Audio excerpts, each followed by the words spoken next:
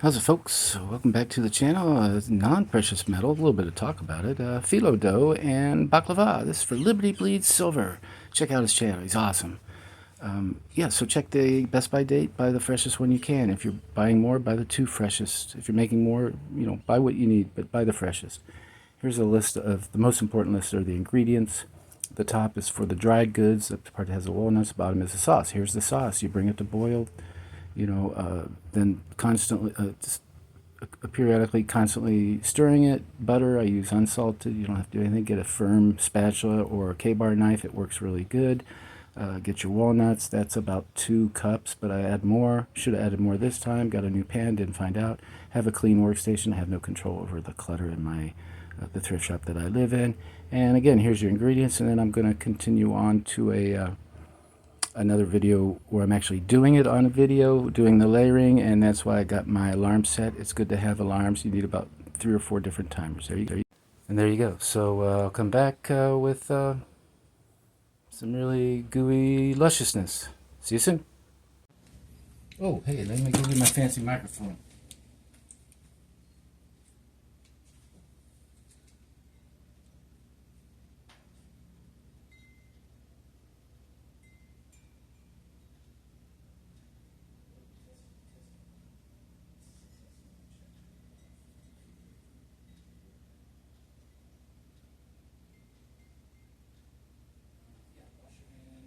Some recipes will say, oh, keep a cool, damp towel around to keep the phyllo moist. I don't find it necessary, but if you do, make sure it doesn't smell like your detergent. Maybe segregate a brand new rag and just clean it out with hot water and a little bit of elbow grease.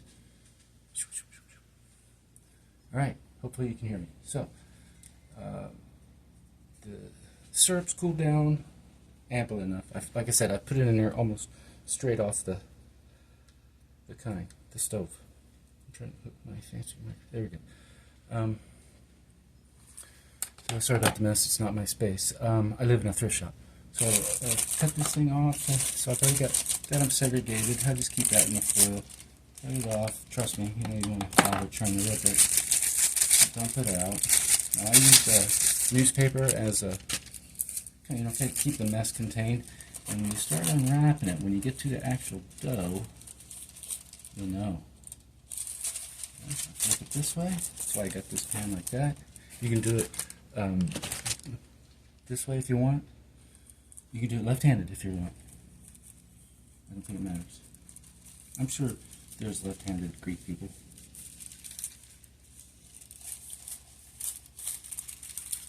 Okay, just kind of spread this out. It is very supple. And then just immediately, oh, here, I got a bunch of butter. Man, not even follow directions. Hang on.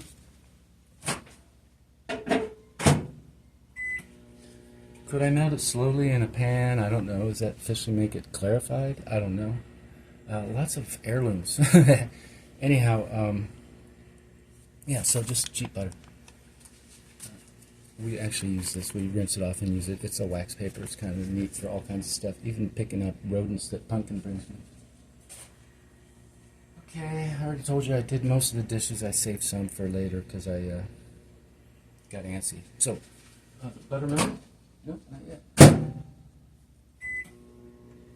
Another thing, when you brush on the butter, some people use those natural bristles. Oh, that's nice. That's butter. No, they're hairs, and if they're really natural, they're hairs, and they'll fall out, whether they're artificial or natural. They'll fall out. This is silicone, I think. It's not going to fall out.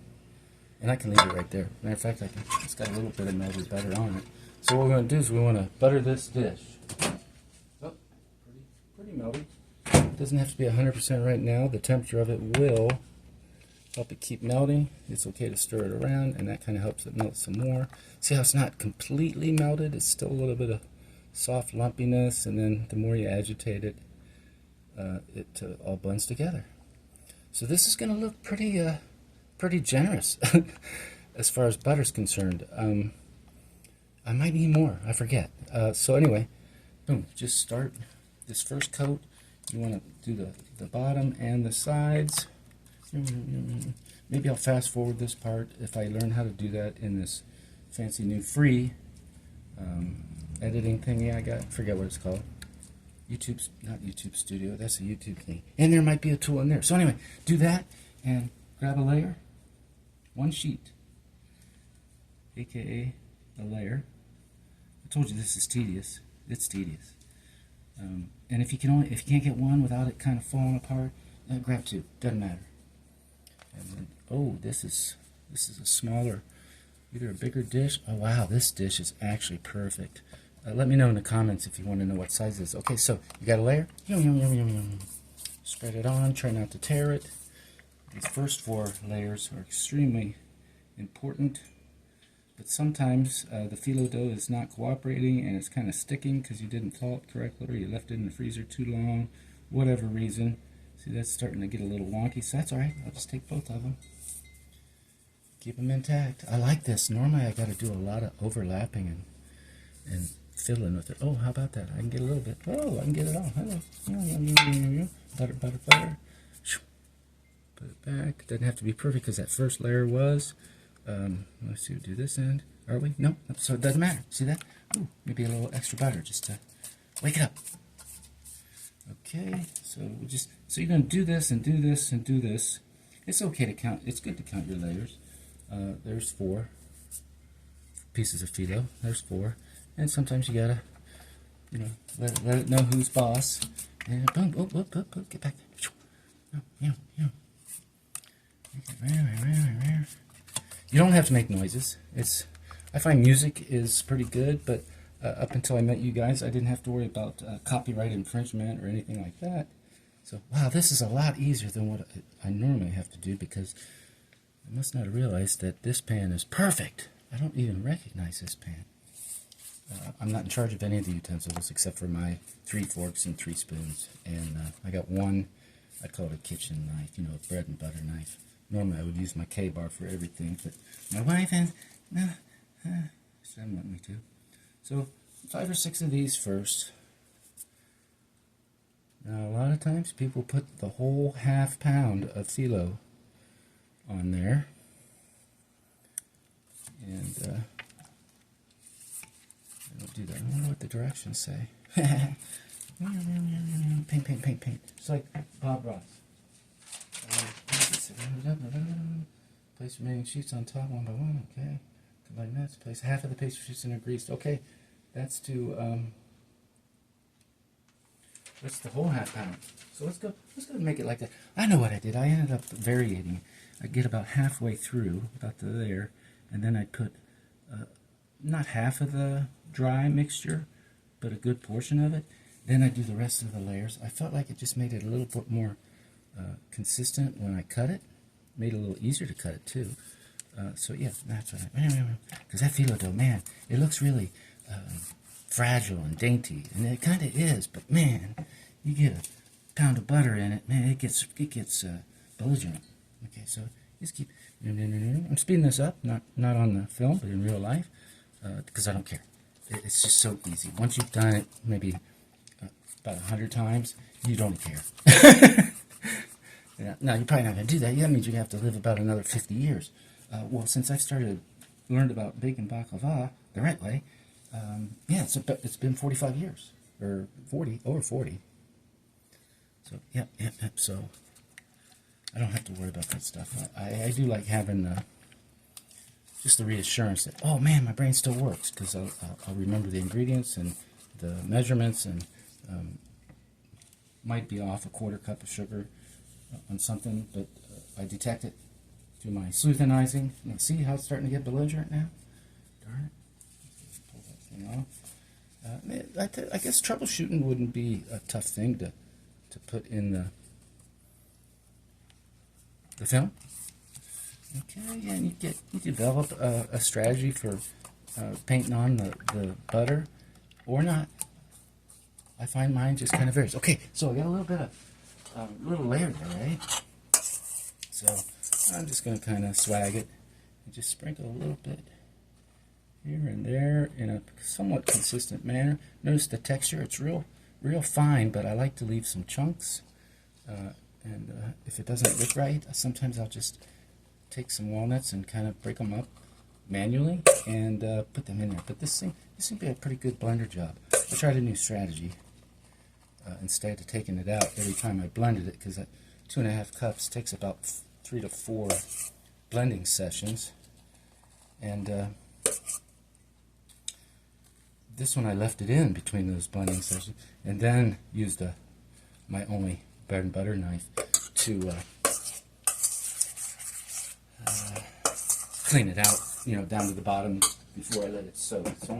That's the only dish that's not clean. Oh, there's a couple dry measuring cups. Okay, so there we go. Oh wow, that's neat. What do you do now?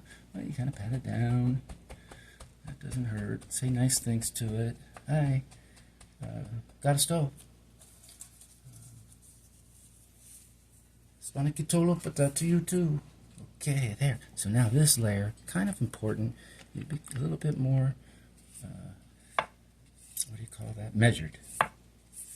And it's okay to touch your phyllo. Tell us, where did the mean man touch you on your phyllo? Okay, so boom. Now, so from here on out, it's super easy.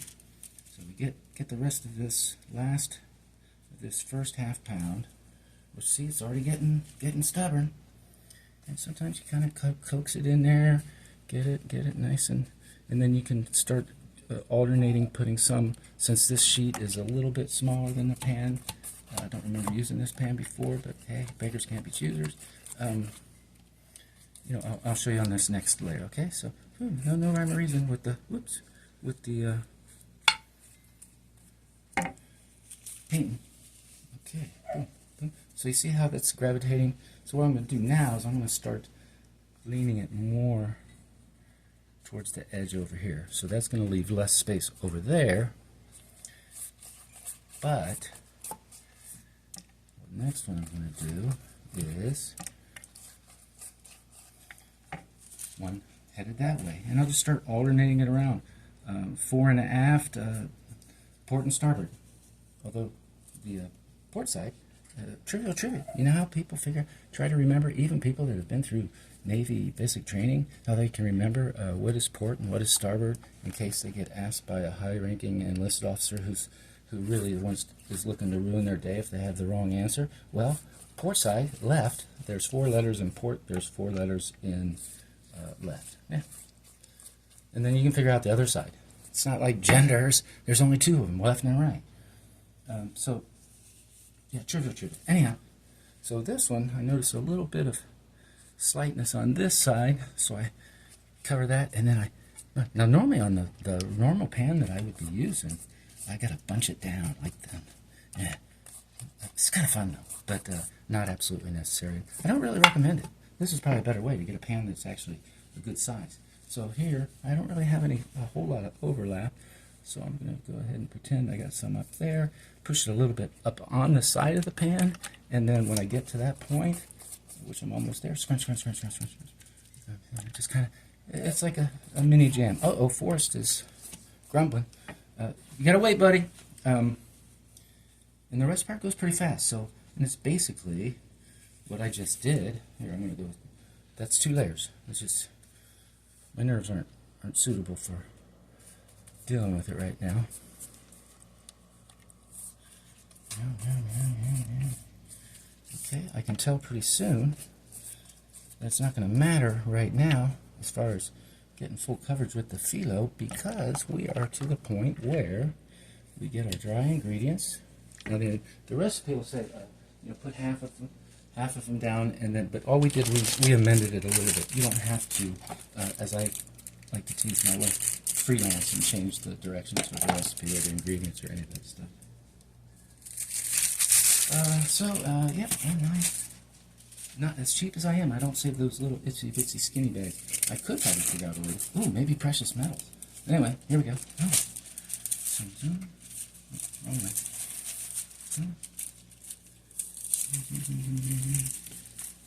There you go. I tried to make baklava once.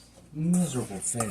I mean, I chased down the actual ingredients, and it's just basically wheat.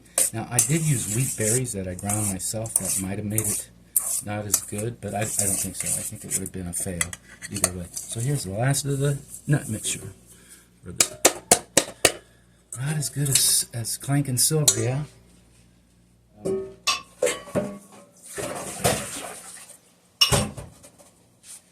So, yep, so now here, I can use any tool. I kind of try to dig it out. This is going to be I think I have to amend this recipe with this big pan. I think I'm going to switch to 3 cups of whole walnuts, and then, grind those guys down. Move around, make it even. It doesn't have to be perfect. Trust me, after the first bite, they're not going to care. They're going to be kind of mesmerized under the ether of, could be the sugar, could be the combination of flavors, it could be the greatest baklava in the world. Never know. Alright, so not done with this, but I'm going to need to clean it before I use it again.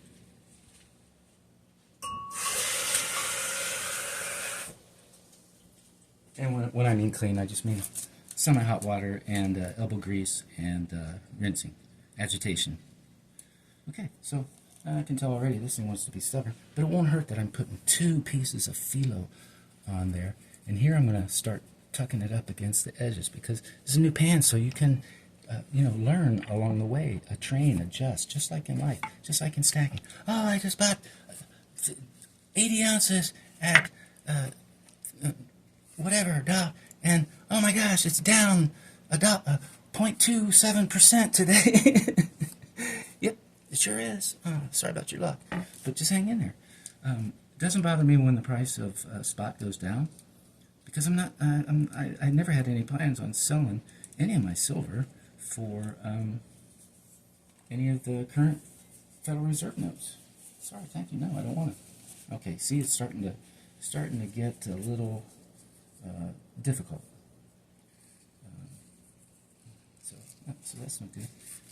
I forgot to remind you, yeah, you could make something out of these things, but I don't bother. I do not bother. Come on, let's see if we can get a little bit of layer off of there. Sometimes you don't use the whole half pound, the final half pound. Come on, you can do it. Come on, there we go, close enough. Now once we got a decent layer down, until we get to the last 4 layers, which are the most important. So look at that, that is a mangled piece of phyllo dough, yeah? Well, I'll just kind of use it along where there's not quite as much coverage because I'm using a different pan.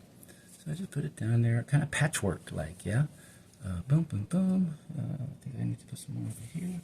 A piece of section now. It's not even a piece. Well, it's a piece. It's a sectional piece. Close enough. Put it on this side. And boom, boom, boom. Kind of tuck it in. All right, you're going for a very warm sleep. A nap. Yeah, good baklava. All right, now here you get to kind of jam it in there a little bit. Yeah. Jam, spread, and then butter. Okay, so I'm going to do this without saying a whole. I'm going to save these patchwork pieces in case I need them to do some patching. Ooh, that's a little better, much better. Come on, you can do it. All right, do it for Johnny. Do it for Liberty Bleeds Silver. Yeah, okay.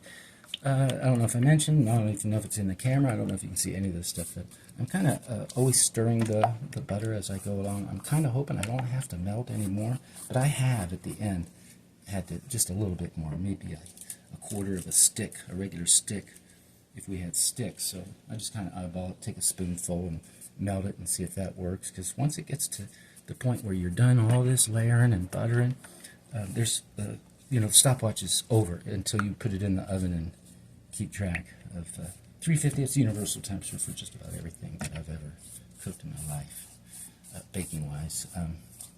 It's like test your knowledge. They'll ask you early 19th century, late 18th century question about American politics and who did this, and if you don't know, but you accidentally buzz in, always say John C. Calhoun. Another trivial trivia, because sometimes it's right. The guy was involved in a lot of stuff. You could probably Google him and find stuff out. I imagine. Maybe I tell you, he did so much stuff, they might have, what do they call it? Canceled him. John C. Calhoun. I think he was a Southern man. Obviously, I think I abhor organized slavery. And he might have been pro Well, I don't know. He could have been an abolitionist. I just know that that was the answer to use if you buzzed in prematurely and didn't know the answer, had no clue. I guess you could probably be just as safe as saying maybe William Jennings Bryan. There's another kind of an unknown political name, but did a lot of important stuff. I tell you, if he'd have been elected president when he ran against McKinley, I don't think McKinley would have been assassinated. McKinley was from Ohio. I don't know where William Jennings Bryan was from, but he had a very big following. He was, if they had the term back then, he was part of the deep state, I think, or at least the deep. I don't know whether he was a Whig or a Republican or. Yes, I've never really called myself. Well, when I wasn't a voter, I probably would have called myself a Kennedy Democrat because my parents were Kennedy Democrats, and my mom was heavy into the civic duty aspect of voting, and her mom was heavy, and she was a diehard Catholic Democrat, both of them. And so, you know, we had a picture of Jesus and a picture of JFK in the house, in a frame, nicer than any of the frames that held my photos, that's for sure. Anyway, so we're kind of running out of butter. I might have to use some, but oh, got a little anxious there. That's right. Just grab it from this end, kind of give it a chance to hang out. Do a little bit of manual adjustment over here. Doesn't have to be perfect until about the last 5 layers. Boom. Hope you're watching, Liberty. Doesn't matter. Bunny, my wife's cousin, lives mainland now. Lives Arizona, and she mentioned something weird, and she came back to Hawaii for her brother's funeral. Very sad but uplifting. Kind of sounds like an oxymoron, but it wasn't, at least for me. And so, oh man, come on. You're the most important guy. There you go. All right. Great job. And so, and when she was talking a story about her brother, he used to be a world's traveler, and how he would bring back foods from international exotic places. I think he liked Vietnam, Rome, France, maybe, and the Mediterranean, is because he brought her back some Turkish baklava. I said, whoa! And then my wife said, oh! So we talked to her about it. Yes, she loves it. She doesn't believe I make the best baklava in the world, and so I'm just going to have to prove it. So these turned out to be real good. This is a little wonky, but I think I'm still going to use it as the top layer. So, all right, so we had just the right amount of butter. I can't really do a Greek accent. Some accents I can do, but I don't know what they are. It's you ever heard about that disease where people wake up being able to speak a foreign language and they've never done it in their whole life? They didn't take it in school or anything like that. I'm like that with accents sometimes. So, all right. So, I'm going to be, I guess, a little gentle. You know what? No, that's beautiful like that. Again, it doesn't have to be perfect. I mean, I've had to put aside 6 pieces of phyllo. Doesn't matter. So I want to get it nice and lubed up for the fancy spatula. Because, you know, what am I going to do with 3 fluid ounces of melted butter? I'm going to pour it on the baklava. Is there anything else I need this for before I do this again? Nope. Done. Okay, waste not, want not. Moment on the lips. Forever in your memory as being the best baklava ever. Okay. Butter dishes are no fun to clean. Okay, so wow, it's swimming in butter. That's gonna make it cutting it so easy, which I'm gonna do right now, because the next part of this process is cutting it into whatever shapes you want. Rectangles, squares, triangles, no rules. All right. That thing's also a pita to clean. So will I use this for food? No, I'm not going to save that plastic, although it would be good for, a quick picking up of a rodent that something has started to bring back again, and that's cool. That's all right with me, especially if he's getting it in my backyard. So do a little, release the air a little bit, give that thing a chance to rest. Hang on, Forrest. And where's my fancy? Oh, that's right. I gotta clean it before I use it again. Okay. Definitely dried off. I mean, butter and water, they mix a lot of stuff, but not for this. Okay. Oh, that's fun. I am the plumber, but I have permission to plumb.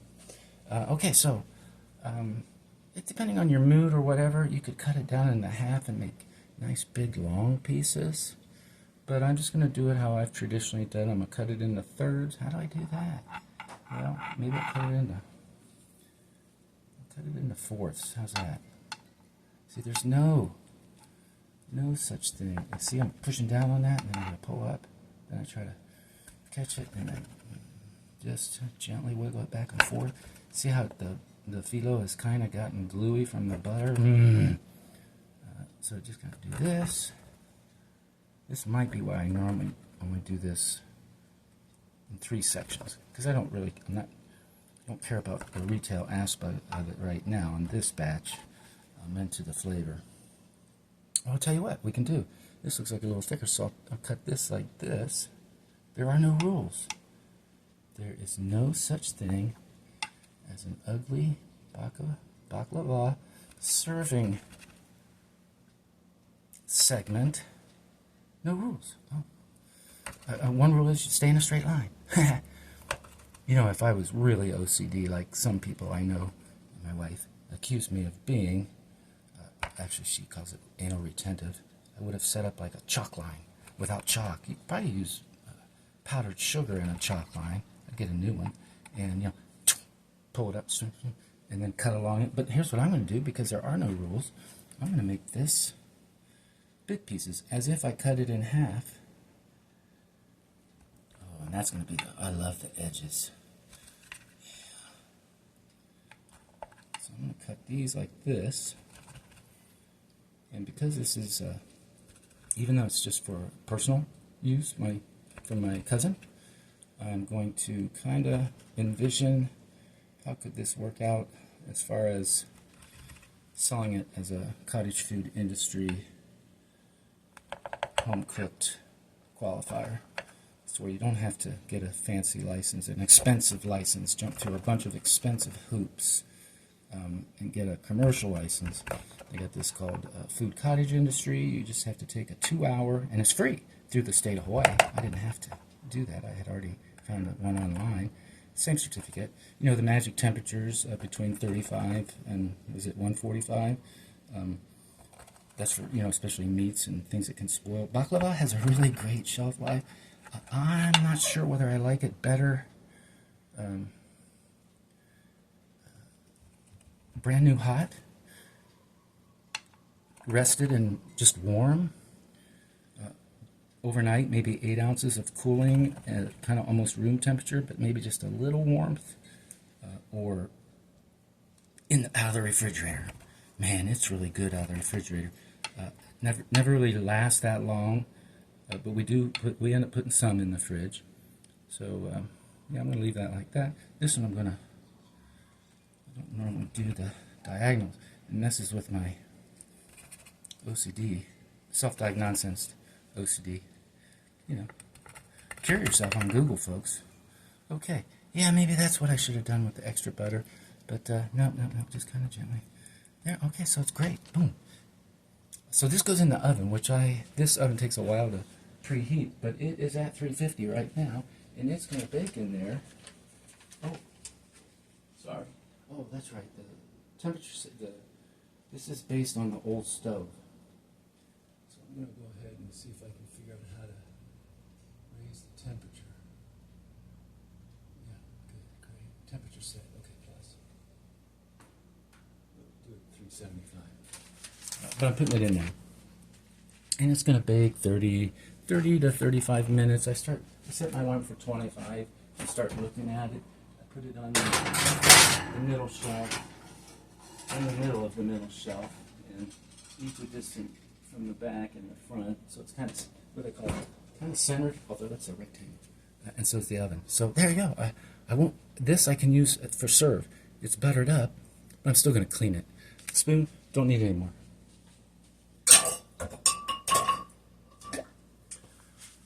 And that's it. I'll show you the end product.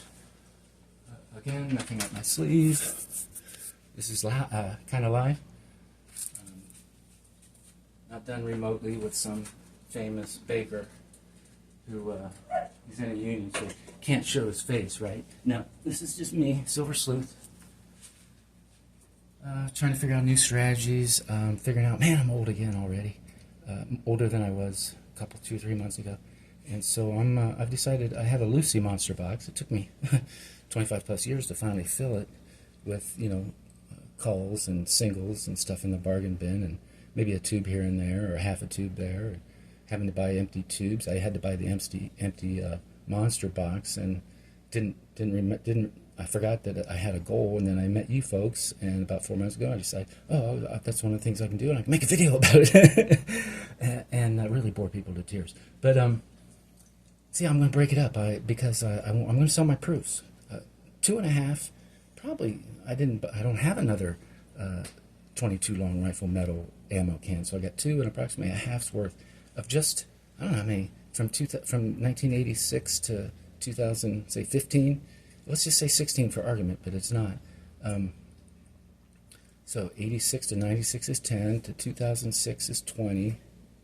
What did I say? 2009, 96, 20, 96, 2006, 2016, 2026.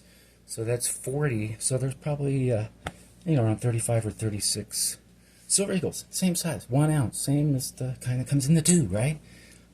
But those boxes, they're nice, don't get me wrong. They just don't fit into my new revised silver stacking strategy that I've figured out just by hanging out with you guys and gals. I really appreciate all the guidance and inspiration that you've provided. I'm not blaming you. I'm not taking any of what you say as financial advice.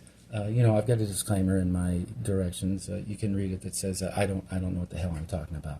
But I am who I am, and that's how I've done stuff. And somebody might benefit. I don't know of anybody that's kind of, there's people that's kind of started out just like me, hot and heavy, and then, but they've discovered bars before I did. I never dreamt that old ugly bars would ever be a collector's item, let alone, sometimes worth way more than you could even imagine. But apparently, that's the way it is. You want to learn about bars? There's all kinds of people out there. It's a myriad of free knowledge lessons out there. If you watch enough of these videos and varied videos, idiots like me, and then the old top guys, right? You're gonna figure stuff out. Be yourself. Just grab a little here, grab a little there, put it to your strategy. Something's going on with the camera. I'm done talking. I'll be back after it's done baking for, I don't know, anywhere from 30 to 35 minutes right now, because I forgot to set my alarm on this phone that I'm using as a camera. I'm going to set it for 25 minutes and start looking at it. And I've got this nearly new oven, hand-me-down. It's got a window, and you can turn a light on, and it works. You can actually turn on, look, because when you open the door, it lowers the temperature. All right, see you in a little bit. All right, there we have it. About 30 minutes later at 375, you can adjust on your next batch. Liberty, you got it, you got it, you got it. Good luck, labor under correct knowledge. Enjoy, take your time, and let me know what's going on. Leave it in the comments. All right, then. Look at that. Look at it bubbling away. Oh, hey, Forrest. Oh, hello. Hi, buddy. Oh, my God. Look at that. Yeah. Bubbly goodness. So it's getting brown. You can see that it's brown. I centered it pretty well. All right. I'll be back shortly. Hey, buddy. What's up?